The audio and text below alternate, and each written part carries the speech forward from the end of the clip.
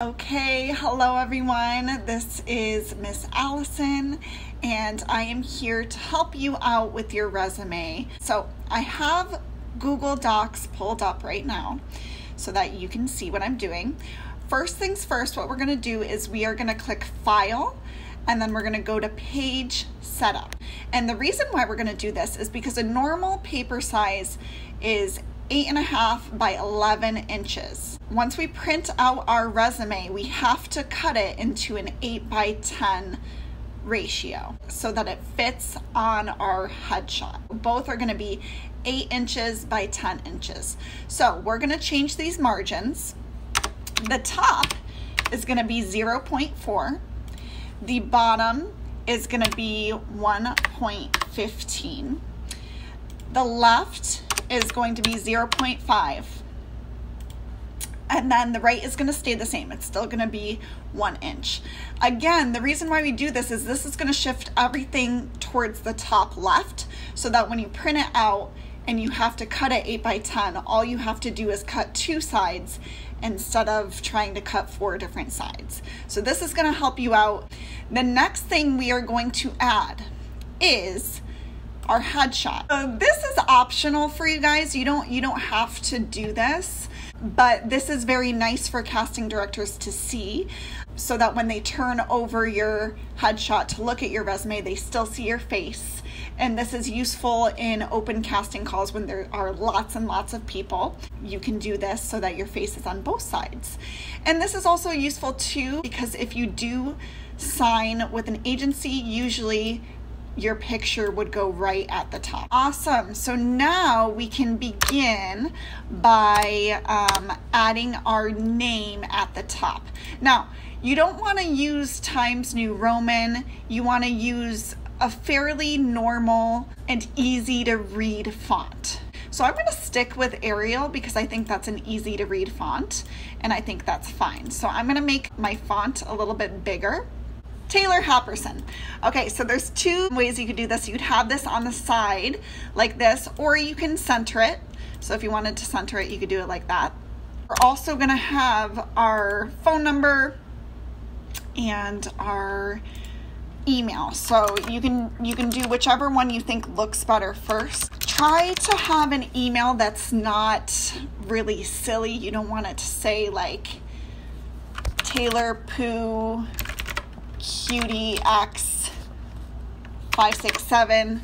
You don't want anything like that for casting directors. So you might need to create a new email at some point so that it's just like a first name, last name situation. That is not a real email. Okay, so you can do it like that. I think I'm gonna have all of this to the side because especially if there's a headshot there, I just think that looks better. But you can do it however you think looks better. Next thing that we need to do is we need to put our stats. You need to have your height, your hair color, your eye color, and your weight. All right, so then we want to make sure that this is spaced out. Okay, so I'm going to space that out real quick. So another way that you could do it is you could have 2 of your stats over here and 2 of your stats on the other side. I'm gonna do it like this just so that it fits perfectly next to my headshot. So now what you could do is you could do a dividing line or not. I'm going to put a dividing line, so I'm gonna show you how to do that. Insert a horizontal line. So now there's a dividing line. So that is basically the heading that you can set up where it looks very nice and professional. So that is easy. You only need 4 stats. The other stats with measurements and stuff, that's more for modeling and comp cards. So we're just gonna keep it to 4 stats. This headshot, you don't have to put. If you wanna take out that headshot and just center all of this out, that is totally fine. I am going to insert a table. Now you'll see that these come out like this. I'm gonna start with just 2. I'm just gonna start off with 2. And note that I'm doing 3 columns. This is gonna make it really, really easy for you. In the future, I will show you why. But first, I'm going to make this into 1 column right here.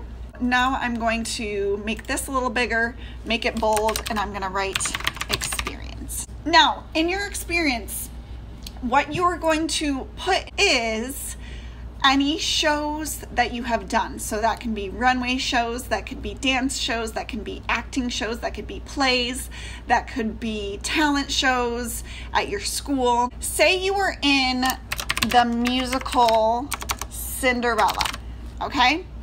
So you're in the musical Cinderella.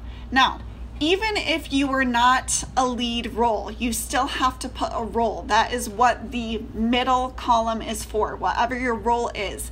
It can be Cinderella, it can be mouse number 2, it can be ensemble, it can be dancer, even if it was not a lead, even if you were in the background. You need to say what you were and what your role was. So let's just say that in Cinderella, I was mouse number 2. Now in the third column, you're gonna either put the director. The good thing about putting your director is that it has a name there. And this is really important, especially as you start to work for really important people, okay? Because then they can vouch for you, right? So you do want other names on your resume. Now, if you don't want to write your director's name down, there's another way to do that. But first, insert row below. You'll see that it has 3 columns. Now say you were in a talent show at school. I don't know if there's a title to that talent show, okay? And then at the talent show, I did a dance, so I'm gonna say dancer. Now, if there was really no director to the talent show, where was it, right? Okay, so you can put down what school it was at, what theater it was at. Spotlight Theater, there we go. I'm going to add one more. We already have a musical. We already have a talent show. If you have commercials and other gigs that you have done, you can put that here as well. Now you always want to make your most recent at the top and then least recent at the bottom. The reason why I'm making it in a table is so you don't have to do the tab and spacing, and it's just a mess, especially when you want to keep adding to your resume. It's super easy to take away rows and add rows if you already have it in a column format. That way you can fix it later if you start booking more jobs, and if one of your experience lines are a little bit old and you want to take it off your resume, it's just easier in the long run. So that's why I said you want to try to do this column situation. Okay, so I'm just going to add one more. There are my 3 examples of what you can write under your experience. Insert row below, insert row below.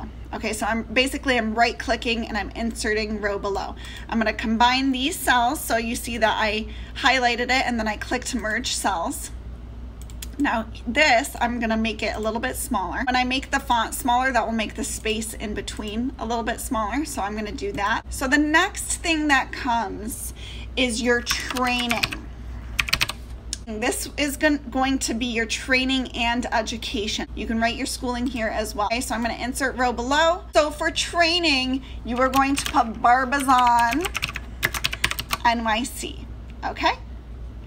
Actually, I'm going to unmerge these cells because we don't need the 3 for this. So I'm gonna merge cell, and then I'm going to insert row below. So this is where you can write, what did you study at Barbizon? Okay, so you'll see that I added some of the things that you learned underneath Barbizon NYC, right? So you have modeling, runway, acting, commercials, script analysis, personal development, confidence building, public speaking, comedy improvisation, and then you'll see I wrote my name because for you guys, I was your teacher.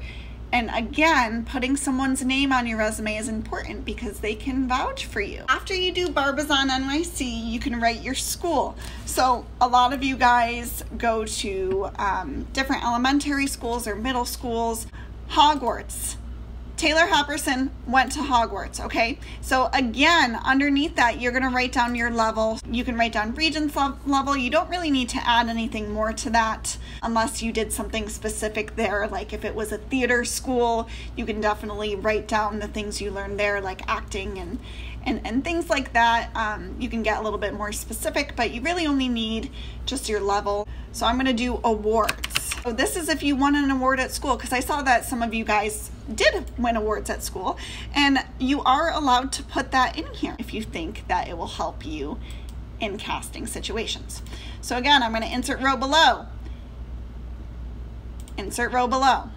I'm gonna make this row very small. This one is a new heading, so I'm gonna do 14 and bold. Special skills. You make it as a list.